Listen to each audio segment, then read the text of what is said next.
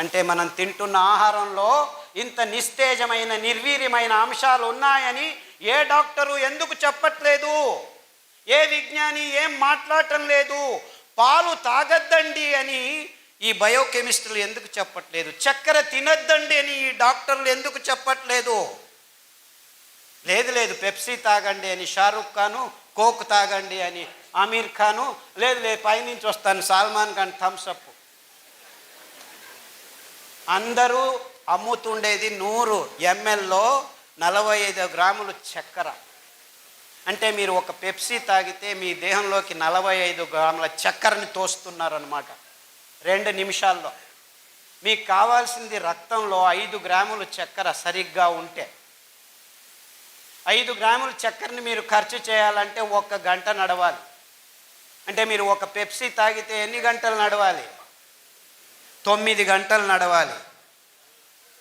బియ్యం 100 గ్రాములు తింటే మీకు 35 గ్రాములు చక్కెర వచ్చేస్తుంది హాఫ్ అన్ అవర్లో. గోధుమలు తింటే 15 మినిట్స్లో వచ్చేస్తుంది. 2 పుల్కాలు తింటే చాలు. ఓహో, డాక్టర్ చెప్పాడు నూనె వద్దంట, వేడి పుల్కాలు తిన్నాం, డ్రై పుల్కాస్. మీరు డ్రై తిన్నా వెట్ తిన్నా పుల్కానే, చక్కెరేనే. డ్రై పుల్కాలు తిని ఎంతమంది ఆరోగ్యంగా ఉన్నారు? I want to see.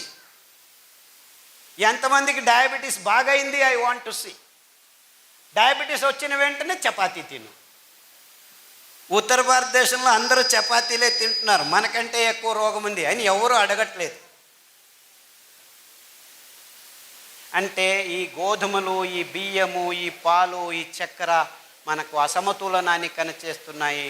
Glucose ఎక్కువ రక్తంలోకి పంపు చేస్తున్నాయి. 15-20 నిమిషాల్లోనే ఇంతింత గ్లూకోజ్ పోతుంది. మన దేహంలో రక్తంలో ఉండాల్సింది 5 గ్రాముల కంటే ఎక్కువ ఉంటే అసమతులనం. ఎక్కువైతే విషం కూడా, అమృతం కూడా విషం. నాకు దిక్కు తిరుగుతుంది. ఎక్కువైతే అమృతం, గ్లూకోజ్ కావాలి.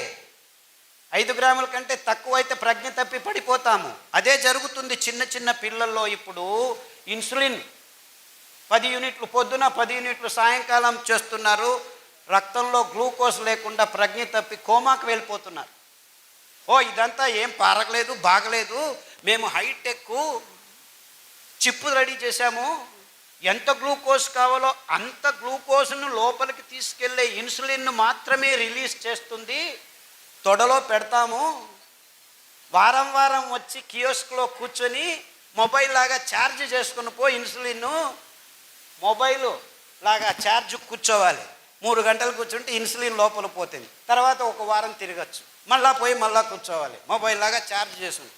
ఆ చిప్పు పెట్టేదానికి 3 లక్షలు, ప్రతిసారి ఛార్జ్ చేసేదానికి 3000. ఇది అరే ఎందుకు ఆ చిన్న పిల్లవాడికి గ్లూకోజ్ ఎక్కువ అవుతుంది రక్తంలో?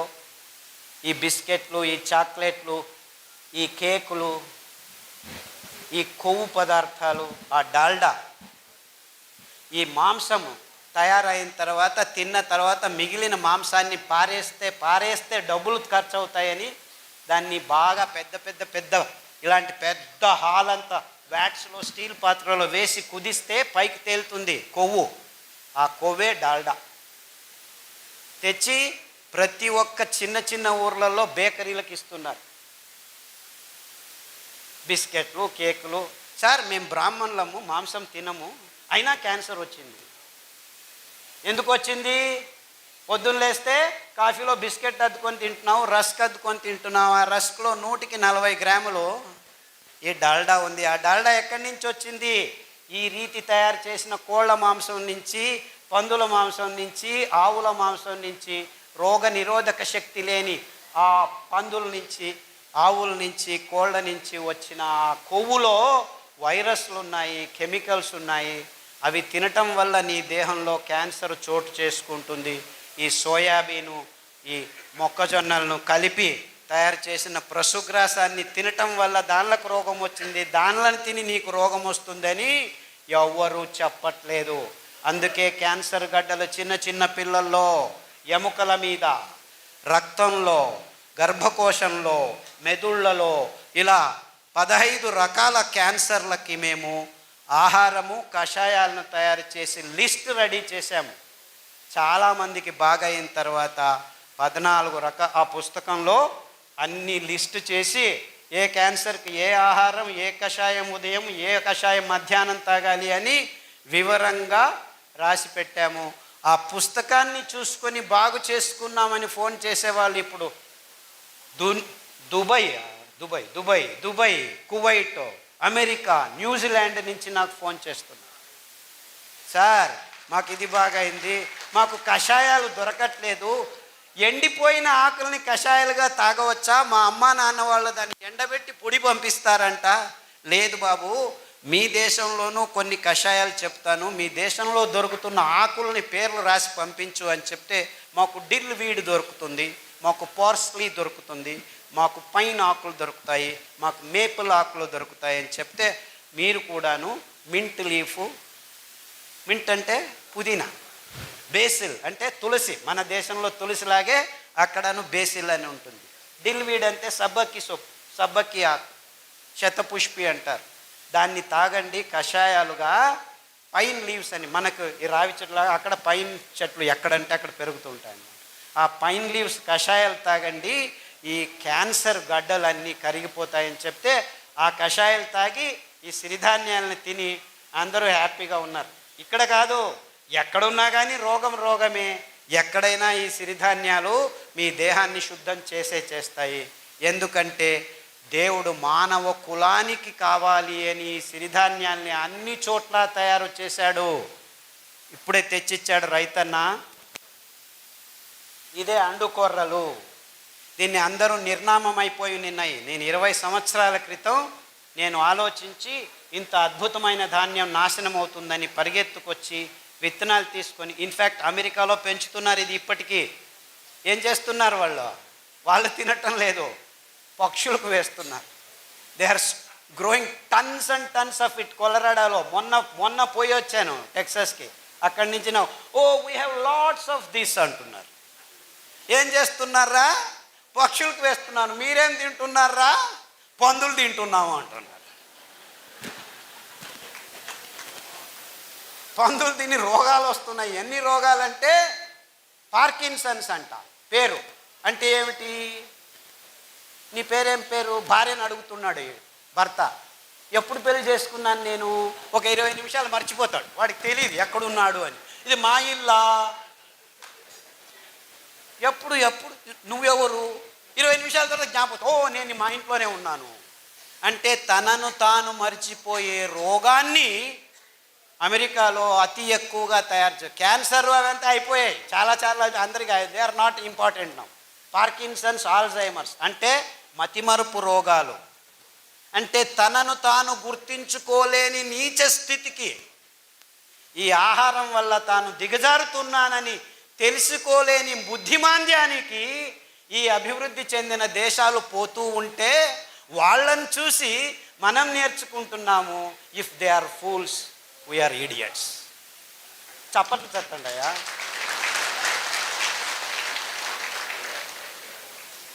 మనం చేయాల్సింది ఇంతే. పార్కిన్సన్స్ మన దేశంలోనూ మెల్లిగా మొదలైంది. ఇప్పుడు 100కి 6 మందికి మన దేశంలోనూ పార్కిన్సన్స్ వచ్చేసిందని చెప్తున్నారు. By 2025 it will be 18%. ఇలా భయంకరమైన గణాంకాలు దొరుకుతున్నా కానీ నిమ్మకు నీరెత్తినట్టు కూర్చున్నాం మనం. ఇంకా చక్కెర కావాలి, ఇంకా మాంసం కావాలి, ఇంకా గుడ్లు తినాలి, ఇంకా నూడిల్స్ తినాలి. అమ్మ అవసరం లేదు, నాన్న అవసరం లేదు, 2 నిమిషాలు నూడిల్స్ అని చెప్తే అందరూ వెళ్ళి ఆబగా పిల్లలకి ఏమిటి మేమే తింటామని వాళ్ళకు పెట్టకుండా మనమే తింటున్నాం. ఎందుకు? వంట చేసే తప్పుతుంది అంటే ఇంట్లో వంట చేయటం మీరు చేయకండి, అన్నీ మేమే చేసిస్తాం, మీ వంటగదులు ఎందుకు, వంటగదులు అవసరం లేదు అని. ఇప్పుడు బెంగళూరులో ముందు 2 బెడ్రూమ్ కిచెన్ అని ఉండేది, ఇప్పుడు కిచెన్ తీసేస్తున్నారు. అటాచ్డ్ బాత్రూమ్స్ ఎన్ని ఉన్నాయి అని అడుగుతున్నారు. అంటే ఒకరికి ఉచ్చులు వస్తుంది, ఇంకోటి పోతుంది, అయ్యో ఇంకొకటి. This is the condition. Sadly వంటగది బాగా ఉండాలి. మన వంటలు మనం చేసుకొని మన చేతులతో మన పిల్లలకు అందిస్తే మన పిల్లల ఆరోగ్యం ఉంటుందని ఈ కంపెనీలు, ఈ అర్బన్ లైఫ్ మనల్ని నాశనం చేస్తున్నాయని మీకందరికీ హెచ్చరిక చేసేదానికి వచ్చాను. చిన్న చిన్న ఊర్లలో కూడాను ఇప్పుడు వంటలు చేయడం ఆపి హోటళ్ళకు వెళ్ళి హోటళ్ళలో అది ఏమిస్తున్నారో దిక్కు తెలియట్లేదు, దాన్ని తింటున్నారు. మసాలాలు వేస్తే అది ఏమిస్తున్నారో దిక్కు తెలియదు మీకు, దాన్ని తింటున్నారు. రోగాలు వస్తున్నాయి, నో ప్రాబ్లం, ర్యాంటాక్ వేసుకో, జంటాక్ వేసుకో, ఈ ట్యాక్ వేసుకో, ఆ ట్యాక్ వేసుకో, మళ్ళా వెళ్ళి అలాగే తిను. అరే ఎందుకురా ఇలా అవుతుంది అని ఆలోచించట్లేదు. మజ్జిగ తాగండి, బయటికి వెళ్తే మజ్జిగకు మెంతి పొడి వేసుకొని తాగండి, లోపల విషం పోయినా కానీ మీకు రోగనిరోధక శక్తి ఉంటుంది. ఇలాంటి చిన్న చిన్న విషయాల్లో మీ ఆరోగ్యం ఉంది అంటే ఆరోగ్యం మీ నోటికి వెళుతున్న ప్రతి ముద్దలో ప్రతి చుక్కలో ఉంది. కానీ ఈ డాక్టర్ల చుట్టూ తిరుగుతుంటే మీకు ట్యాబ్లెట్లు దొరుకుతాయి, ఆసుపత్రులు పెద్దవవుతాయి, రోగాలు బాగు కావు, ఆసుపత్రులలో ఆరోగ్యం లేనే లేదు. ఆరోగ్యం కావాలా? రండి, మెట్ట భూముల్లో పెంచుతున్న ఈ అద్భుత ధాన్యాల్ని ఆ రైతన్నల చుట్టూ తిరగండి, ఆరోగ్యం వస్తుంది. ఆ రైతన్నలు మీరెవ్వరూ వాళ్ళు పెంచిన పదార్థాలని కొనక 50 పైసలు 60 పైసలకి కేజీ అమ్ముకునే దుస్థితికి తీసుకొచ్చారు. వాళ్ళిచ్చే పిజ్జాలు, బర్గర్లు, పన్నీర్లు తినుకుంటూ రోగగ్రస్తులై దిక్కుతోచక ఆసుపత్రుల చుట్టూ తిరుగుతున్నారు.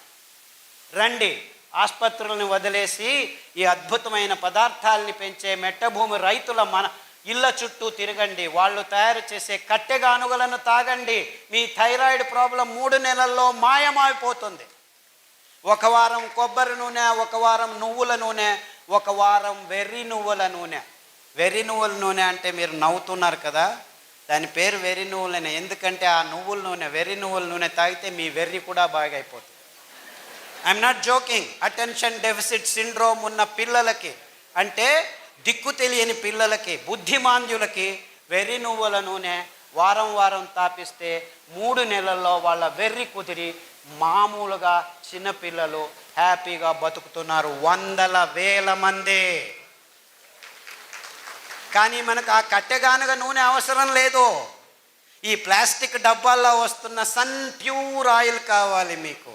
ఆ ప్యూర్ అంటున్నారు, అందులో ఏమీ లేదు. డీజిల్ రిఫైనరీ ఇండస్ట్రీ వస్తున్న మినరల్ ఆయిల్ రంగులు వేస్తున్నారు, వాసనలు పూస్తున్నారు, అంతే, ఇంకేమీ లేదు. సో బోండాలు, బజ్జీలు, పూరీలు కొలెస్ట్రాల్ లేదు అని ఆ ప్రకటనలు చూపిస్తే తెచ్చుకొని లీటర్లు మీరు బోండాలు బదులు మీ రక్తనాళాల్లో కూడు కట్టుకుంటున్న కెమికల్స్ మిమ్మల్ని క్యాన్సర్ వైపుకు తీసుకెళ్తున్నాయని ఎవరూ చెప్పట్లేదు. ఇంతే కారణం. క్యాన్సర్ ఎందుకు వస్తుందో మాకు తెలియదు, మేము రీసెర్చ్ చేస్తూనే ఉన్నాము. 50 సంవత్సరాలు 60 సంవత్సరాల నుంచి చేస్తూనే ఉన్నారు. నేను పుట్టినప్పటి నుంచి చూస్తూనే ఉన్నాను. నాకు 60 సంవత్సరాలు ఇప్పుడు. అది ఎప్పుడు తేలుస్తారో తెలియట్లేదు. క్యాన్సర్ ఎప్పుడు వస్తుందో ఏమో తెలియదు. వస్తే ఇంతే, రేడియోథెరపీ, కీమోథెరపీ, నువ్వు చావు, నీ చుట్టూ ఉన్న ఇంట్లో ఉన్న వాళ్ళందరినీ చంపేసే లక్షలు తీసుకున్నాను. $1 ట్రిలియన్ బిజినెస్ ఇట్ ఈస్. దాన్ని విజ్ఞానం అంటున్నారు. అంచెలంచెలుగా చంపుతున్న ఈ వాణిజ్యీకరణం చెందిన ఎకనామిక్ మోడల్ని విజ్ఞానం అని మన తల మీద తోస్తున్నారు వీళ్ళు, ఈ పాశ్చాత్యులు. And we are all saying it is true. ఇంత మోసం జరుగుతున్నా మనం మన మెదడుని ఆలోచించట్లేదు. రండి, పారిజాత కషాయం, సీబే అంటే జామ ఆకు కషాయం, మరి తర్వాత రావి ఆకు కషాయం, నాగదాలి కషాయం, రేగుల ఆకు కషాయం, వేప ఆకు కషాయం, ఇలాంటి అద్భుతమైన కషాయాలు మీ పడిగడుపున తాగండి. పడిగడుపున ఇలాంటి నూనెలను తాగితే మీ నరాల దౌర్బల్యం, లేదా రాత్రంతా ఉచ్చలు పోసుకుంటూ నిద్ర లేక పొద్దున్న లేచి భార్య మీద కోప్పడుతూ పిల్లల మీద కోప్పడుతూ హాస్పిటల్కి పోతే రోగం ఇంకా ఎక్కువ అవుతుందని భయంతో ఇప్పుడు అందరూ గడగడ నడుగుతూ ఉంటే ఇన్సూరెన్స్ కట్టండి మీకు ఏమైనా అవుతుందని. మీ భయాన్ని మీకే అమ్మే ఇన్సూరెన్స్ కంపెనీలు పుట్టగొడుగుల్లాగా పుట్టుకొస్తుంటే, ఆహా ఇన్సూరెన్స్ కంపెనీలు ముందే కట్ట, నాకు ఇన్సూరెన్స్ ఉంది, ఏమో చేస్తుంది చచ్చిన తర్వాత. ఇప్పుడు ఇన్సూరెన్స్ లేకుంటే గవర్నమెంట్ ఇన్సూరెన్స్ అండి. ఏంటి ఇన్సూరెన్సు? వేల కోట్ల మంది ప్రతి నెల కడుతూ ఉంటే ఎవడో ఒకడు చస్తే వానికి ఇది అది అని చెప్పి ఒక 10 లక్షలు పడేయటం. ఒక పెద్ద ఫైనాన్స్ మార్కెట్ ఎకనామిక్ మోడల్ ఎవరికి దిక్కుతోచట్లేదా? So everything has become economic model. How can ecology fit into economy? It should be other way round. So ప్రకృతిని మనం నిలిపే ప్రయత్నం చేయకుండా ప్రకృతిలో ఉన్న చెట్లనన్నిటినీ నాశనం చేసి ఆహారం అనే ఈ మాంసానికి అన్ని జంతువుల్ని మార్పాటు చేశాం. By 2025 there will be no wild animal on this planet. Everything is converted into a cow or a pig or a chicken. ఎందుకు? ఈ మానవ జాతి మాంసపు తవకను తీర్చేదానికి. ఈ మాంసపు తవక ఎంత ఉందంటే మానవ జాతికి ఇవన్నీ చాలవు, ఈ బిలియన్స్ ఆఫ్ అనిమల్స్ అని సముద్ర గర్భానికి చెయ్యి వేసి అందులో ఉన్న 48% జలచరాల్ని కూడా నిర్నామం చేశాము. ఎక్స్టింక్ట్, పుట్టలేదు అనిపించేశాము.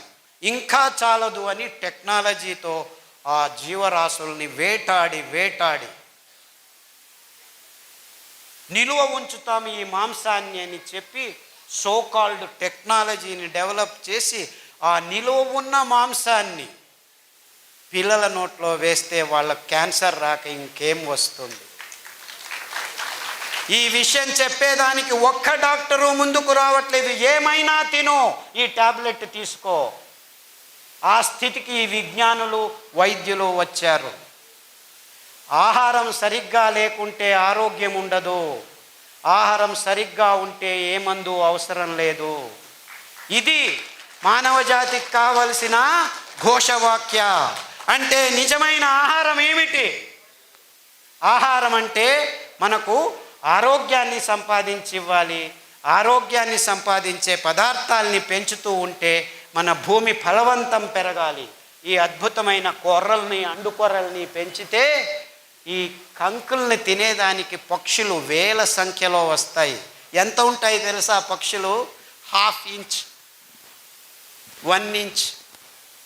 అయ్యో పక్షులు వచ్చి మా కంకులనంతా తినేస్తాయని మీరు బాధపడకండి. అవి తినేది 1 క్వింటల్ అయితే కింద పిక్క వేసిపోతాయి.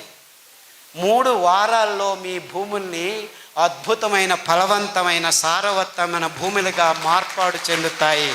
ప్రకృతి ఏ పొద్దు మిమ్మల్ని మోసం చెయ్యదు. ఆ ఫలవంతమైన భూమిలో మరుసటి పైరు వేస్తే 5 క్వింటల్ బదులు 10 క్వింటల్ వస్తుంది. ఇదే అండుకొర్రలు 4 వర్షాలు వస్తే చాలు, నీళ్లు కట్టాల్సిన పని లేదు, డ్యాముల్ని కట్టాల్సిన పని లేదు. పైనుంచి పడుతున్న అద్భుతమైన స్ట్రక్చర్డ్ వాటర్తో పెరిగే అద్భుతమైన సిరి పంటలు ఇవి. మీ అనారోగ్యాన్ని దూరం చేయటము జస్ట్ బోనస్. ఇవి దేవుడు సృష్టించి మీ ఆరోగ్యాన్ని ప్రసాదించేదానికి. ఈ 5 ధాన్యాల్లో అంత అద్భుతమైన గుణాలు ఉన్నాయి. 5 ధాన్యాల పేర్లు వరుసగా అండుకొర్రలు, కొర్రలు, ఊదలు, సామెలు, అరికలు. ఈ 5 ధాన్యాల్లో పీచు పదార్థం పిష్ట పదార్థంతో రచనాత్మకంగా అమర్చబడి ఉంది. కేంద్రం నుంచి పలు పొరల్లో 7-8 పొరల్లో బాహ్యానికి ఆ వర్తులాకారంలో ఉన్న బీజంలో అమర్చబడి ఉండటం వల్ల మీరు ఈ పీచు పదార్థం ఉన్న ధాన్యాల్ని మీరు కుక్కర్లో వేసి పుస్సు అని ఉడికిస్తే ఉడకవు. పొద్దున నానబెట్టి రాత్రి ఉడకబెట్టాలి, రాత్రి నానబెట్టి పొద్దున ఉడకబెట్టాలి. ఇంకా అద్భుతం జరుగుతుంది మీకు.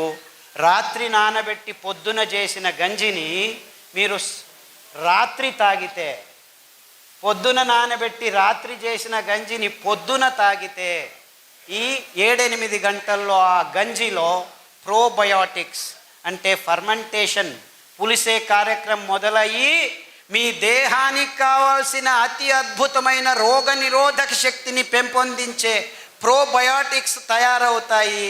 ఆ గంజిని తాగితే మీ క్యాన్సర్లు, హెచ్ఐవీలు, ఎస్ఎల్ఈలు, లూపస్ ఆటోఇమ్యూన్ డిసీజెస్ అన్నీ 6 వారాల్లో మాయమైపోతాయి, నిర్నామమైపోతాయి. గ్యారంటీ నాది, నాది కాదు, ఆ దేవుడిది. ఎందుకంటే ఈ అద్భుతమైన ధాన్యాల్ని పెంచి ఇప్పటికీ మన దేశంలో విత్తనాల్ని సంరక్షించుకున్న రైతులది. వేరే దేశాల్లో ఈ ధాన్యాల్ని బీజం సమేతంగా నాశనం చేసేసాయి ఈ కంపెనీలో, ఎక్కడా లేవు. ఇన్ఫ్యాక్ట్ కొర్రల్ని ఫాక్స్టైల్ మిల్లెట్, ఇటాలియన్ మిల్లెట్ అంటారు. ఇటలీ దేశంలో యథేచ్ఛగా పెంచుకొని తింటున్న ధాన్యం ఈ కొర్రలు, ఇటాలియన్ మిల్లెట్. ఇది అండు కొర్రలు, ఇది అమెరికన్ మిల్లెట్. చెప్పాను కదా, కొలరాడోలో ఇప్పటికీ పెంచుతున్నారు, కానీ పక్షులకి ఇస్తున్నారు. ఎంత అద్భుతం అంటే ఇందులో 12.5% పీచు పదార్థం ఉంది.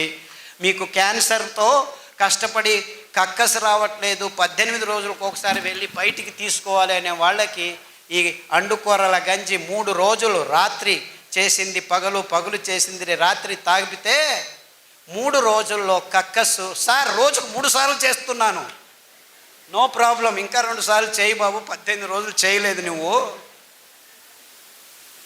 6 వారాల్లో హ్యాపీగా అయిపోయి ఇప్పటికి 8 సంవత్సరాలైంది. ఒక పాత్రికేయుడు కర్ణాటకలో పల్లెపల్లెకు వెళ్ళి నాకు ఇలా జరిగింది, అందరూ కొర్రలు పెంచండి, అండు కొర్రలు పెంచండి, ఈ క్యాన్సర్ను దూరం ఉంచుతామని శతతంగా నాకంటే ఎక్కువ చిన్న చిన్న పల్లెల్లో తిరుగుతూ చెప్తూ ఉన్నాడు మహానుభావుడు. ఆయనకు నమస్కారం. ఇంత అద్భుతమైన పదార్థాలు ఉన్నాయి. ఇది అమెరికన్ మిల్లెట్. మన దేశంలో పావగడ, మడకసిర ప్రదేశాల్లో ఇప్పటికీ తెలియకుండా పెంచుతున్నారు, పెంచి పశువులకు ఇస్తున్నారు. వాళ్ళ మూర్ఖులు, మనము మూర్ఖాతి మూర్ఖులు, ఇలా తయారైపోయి. ఆఫ్రికన్ మిల్లెట్ అంటారు సామెను. సామె బియ్యం ఆడజాతికి దేవుడు ఇచ్చిన రామబాణం. మీకు అది ఏం రోగాలు ఉన్నాయో నాకు చెప్పొద్దండి. వారంలో 3 రోజులు సామెలు తినండి, మిగిలిన 4 రోజులు ఒక్కొక్క సిరిధాన్యం తినండి. పాలు తాగకండి, కాఫీలు తాగకండి. అద్భుతమైన రావి ఆకు, వేప ఆకు, జామ ఆకు, నేరేడు ఆకు, మారేడు ఆకు కషాయాల్ని, ఇంకా అద్భుతమైన కషాయం ఒకటి ఉంది ఆడవాళ్ళకి, అద్భుతమైన ప్రసాదము గోంగూర ఆకు. మీకేమీ దిక్కు తోచలేదు, వెళ్ళి 4 గోంగూర ఆకులు తెచ్చి కషాయం చేసుకొని తాగండి. మీ మూతి మీద మీసాలు 6 నెలల్లో మాయమైపోతాయి. మీరు బ్యూటీ పార్లర్కి వెళ్ళాల్సిన అవసరం లేదు. గోంగూరలో అంత అద్భుతమైన గుణాలు ఉన్నాయి. సమతులనాన్ని 6 వారాల్లో మీ దేహంలోకి తీసుకొస్తుంది. ఇదంతా ఒకవైపు అయితే, ఇంకొక వైపు భయానకమైన సిచ్యువేషన్ ఏమిటంటే, ఇంకా వచ్చే 20 సంవత్సరాల్లో మానవ జాతికి మగవాళ్లలో వీర్య కణాలు ఉండవు అని WHO ఘోషణ చేస్తాం. ఉండినా, పిల్లలు పుట్టినా అందులో 28 మంది బుద్ధిమాంద్యులు పుడతారు అని చెబుతున్నారు. అంటే మనం ఆరోగ్యం గురించి కాదు నేను మాట్లాడేది, అనారోగ్యం గురించి కాదు మాట్లాడుతున్నది. ఆ పాపం పుణ్యం మెరుగని పుట్టబోయే పిల్లల్లో 28 మంది 100కి బుద్ధిమాంద్యులుగా పుట్టించే సాధన ఈ మానవ జాతిది అని చెప్పేదానికి నాకు సిగ్గు అవుతుంది. అంటే మన వీర్య కణాలు, అండాణువులు గతి తప్పి, దిశ తప్పి సరిగ్గా పనిచేయట్లేదు అని ఏ నాథుడు ఆలోచించటం లేదు. రోగాలను బాగు చేసుకోవచ్చు, కానీ పుట్టబోయే పిల్లల్ని, అంటే ఆ CPUలే సరిగ్గా లేకుండా ప్రింట్ చేస్తున్నారన్నమాట. మీరు సెంట్రల్ ప్రాసెసింగ్ యూనిట్, పిల్లలు ఉత్పాదన అయితే ఆ పిండము, అండము పిండమై పిండము మనిషే అని పాపయ్యేదానికి ఆ మధ్యలో ఏదో మోసం చేస్తున్నాము. పిల్లలకి ఫిట్స్ వస్తున్నాయి, దిక్కు తోచట్లేదు, అటెన్షన్ డెఫిసిట్ సిండ్రోమ్ అని ఒక కొత్త పేరు పెడుతున్నారు. ఇలా పేర్ల మీద పేర్లు పెట్టుకొని రోగాల మీద రోగాలను సృష్టించుకుంటూ ఇంకా మనం ముందు విజ్ఞానం పేరులో ఆడపిల్లలు ముట్టవటం 8 సంవత్సరాలకి దించుకున్నాము. అది పాల వల్ల అని నేను 20 సంవత్సరాల నుంచి చెబుతుంటే ఇంతవరకు ఏ డాక్టరు ఏ విజ్ఞాని అది అవునో కాదో చెప్పట్లేదు.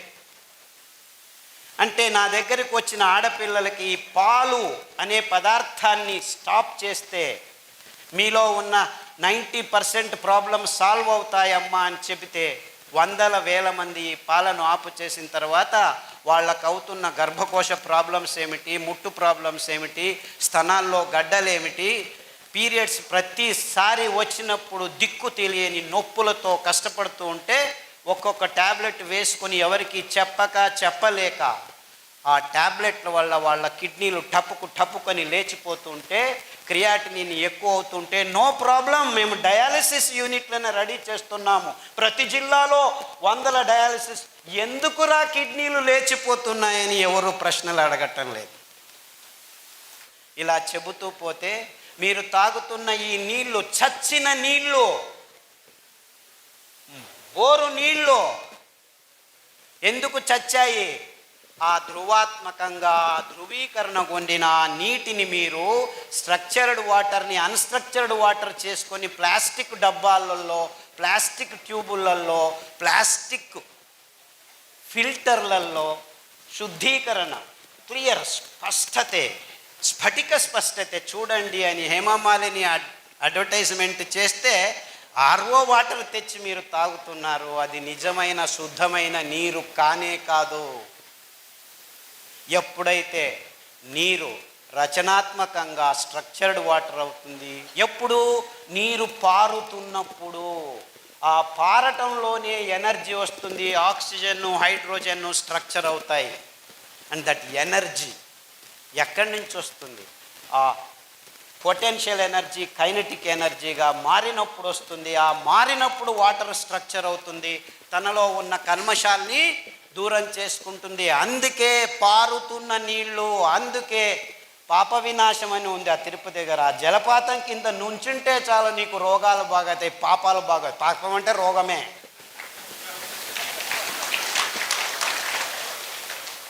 ఆ జలపాతం ఉక్కి పడుతుంటే అందులో స్ట్రక్చర్డ్ వాటర్ ఉంటుంది. నీ దేహంలో 75% నీళ్ళే.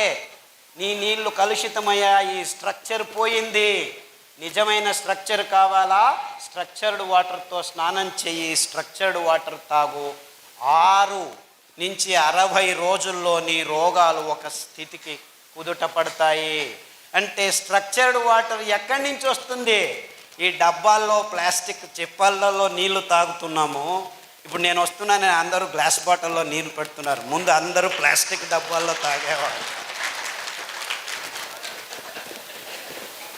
ఆ ప్లాస్టిక్ నానో పార్టికల్స్ మీ చిన్న పేగుల్లో అతుక్కొని సెలీనియం, జింక్, కాపర్ ఇలాంటి అద్భుతమైన లవణాంశాలు మీ రక్తంలోకి దొరకక మీ వెంట్రుకలు పైకి లేచిపోతున్నాయి. అందుకే తిమ్మప్ప వెంట్రుకల బిజినెస్ తక్కువైపోయింది. నిజంగా జరుగుతున్నది ఇది. ఆడవాళ్లలో బట్టతల కనిపిస్తుంది, 100కి 2 ఆడవాళ్లలో బట్టతల వస్తుంది. జన్యుపరంగా మాట్లాడాలంటే 1 కోటి ఆడవాళ్లకు 1 బట్టతల కనిపించడం కూడా అరుదుగా ఉన్న దినాల్లో 150 సంవత్సరాల క్రితం. ఇప్పుడు 100కి 2 ఆడవాళ్లలో బట్టతల ఉంది. మగవాళ్ళల్లో అడక్కండి, 20 సంవత్సరాలకే 40 మందికి బట్టతల వస్తుంది. ఆ ఉన్న తెల్ల వెంట్రుకలకి రంగులు పూసుకుంటూ మనం హ్యాహూ అని ఉడుతున్నాం. ఆ రంగులు ఎందుకు పూసుకుంటారో మరి నాకు అర్థం కావట్లేదు. ఆ సినిమా వాళ్ళకు, టీవీ వాళ్ళకి కర్మ, వాళ్ళ ప్రొఫెషన్ అది, రంగులు పూసుకోవాలి. మీరెందుకయ్యా పూసుకుంటారు మీ తలని? నాకు అర్థం కావట్లేదు.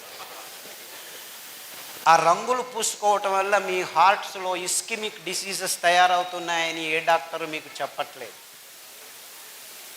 That is the sad story. మీరు నోట్లోకే కాదు, మొత్తం శరీరం అంతా కలుషితం చేసుకుంటున్నారు.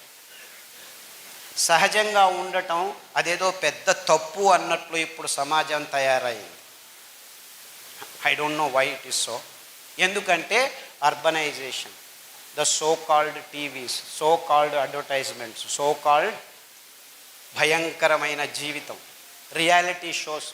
రియాలిటీ షోస్లోకి దిగిపోయాం. సో ఏమిటవుతుంది ఇదంతా? మనకు తక్కగా మంచి నీళ్లు ఉత్పాదన చేసుకోలేకపోతున్నాం. టెక్నాలజీ మాత్రం పైకి పోతుంది. ఏం లాభం? యూజ్లెస్ వాటర్ అందుకే రోగాలు వస్తున్నాయి. తాగండి. అద్భుతమైన తామ్ర రాగి ఫలకం, రాగి ప్లేటు మట్టి కుండలో నీళ్ళల్లో పెడితే రాత్రి మీకు స్ట్రక్చర్డ్ వాటర్ తయారవుతుంది. ఎలా తయారవుతుంది? నీళ్లు పారితే స్ట్రక్చర్డ్ అయితే రాగి ఫలకం మీద ఫ్రీ ఎలక్ట్రాన్స్, రుణాత్మక కణాలు బుర్రని తిరుగుతూ ఉంటాయి. ఓన్లీ రాగి ప్లేట్ మీద ఈ పద్ధతి ఉంది. నేను ప్రయాణం చేస్తున్నప్పుడు రాగి చెంబులో, బయట దొరికేది ప్లాస్టిక్ నీళ్ళే నాకు తెలుసు, ఆ ప్లాస్టిక్ నీళ్ళని దీంట్లో వేస్తే 5-6 గంటల్లో రాగి ఉపరితలం మీద ఉన్న రుణాత్మక కణాలు బుర్రని తిరగటం వల్ల నీళ్ళల్లో ఉన్న కల్మషాలన్నీ రాగి ఫలకం మీదకి వచ్చేస్తాయి. దాన్ని రాత్రికి పొద్దున్న లేస్తే మీరు చింతపండు నీళ్ళతోనో నిమ్మకాయ నీళ్ళతోనో శుభ్రం చేసుకుంటే మళ్ళా రాగి ఫలకం తయారవుతుంది. మళ్ళా 5 లీటర్ల 10 లీటర్ నీళ్ళని ఈ బాటలు మీరు మట్టి కుండలో వేస్తే మొత్తం నీళ్ళన్నీ శుద్ధమవుతాయి. ఎప్పుడైతే మీరు ఈ రకంగా స్ట్రక్చర్డ్ వాటర్ను తాగటం మొదలు పెడతారో, ఎప్పుడైతే మీరు ఈ రకమైన స్ట్రక్చర్డ్ వాటర్తో వంట చేసుకొని భోజనం చేస్తారో, మీ ఆరోగ్యం సగానికి సగం మీ దేహంలో 6 నెలల్లో భాసమవుతుంది. దీనికి ఆ రాగి ప్లేట్ 100 రూపాయలు 200 రూపాయలు మీకు పనికి వస్తుంది, మీ పిల్లలకు పనికి వస్తుంది, మీ మనవాళ్లకు పనికి వస్తుంది, మీ ముని మనవాళ్లకు పనికి వస్తుంది, ఇంకా ముని మనవాళ్లకు పనికి వస్తుంది. ఒక్క నయా పైసా ఖర్చు లేదు. మీరు 200 రూపాయలు ఖర్చు పెడితే ఇప్పుడు తరతరాలు మీ కుటుంబంలో శుద్ధమైన స్ట్రక్చర్డ్ వాటర్ని తాగేదానికి వీలవుతుంది. ఇలా శుద్ధమైన స్ట్రక్చర్డ్ వాటర్తో మీరు భోజనం చేస్తే మీకు ఏ గ్యాస్ ప్రాబ్లం ఉండదు, ఏ ఇబ్బందులు కలగవు. ఇంత చిన్న విషయాన్ని ఏ శాస్త్రజ్ఞులు విడిచి చెప్పేదానికి ముందుకు రావట్లేదు. ఎందుకు? మీకందరికీ బాగా అయితే మాకు డబ్బులు ఎలా వస్తాయి బాబు?